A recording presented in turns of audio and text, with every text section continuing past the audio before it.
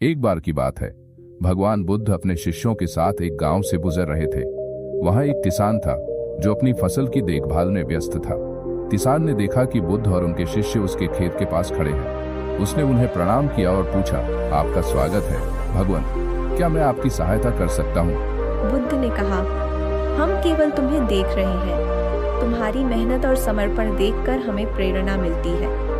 किसान ने कहा, मैं अपनी फसल के लिए हर संभव प्रयास करता हूँ, लेकिन यह सिर्फ मेरी मेहनत नहीं है, यह धरती, जल और सूर्य की कृपा भी है।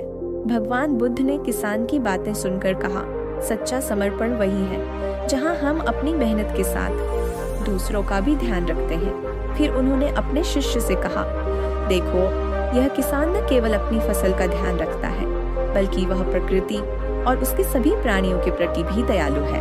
किसान ने बताया, मैं हमेशा अपने जानवरों का ख्याल रखता हूँ। जब भी मैं फसल काटता हूँ, मैं यह सुनिश्चित करता हूँ कि उन्हें पर्याप्त खाना मिले। मैं जानता हूँ कि वे मेरी मेहनत का एक हिस्सा है। शिष्य ने पूछा, भगवान, क्या हमें भी इस प्रकार की दया और करुणा का पालन करना चाहिए?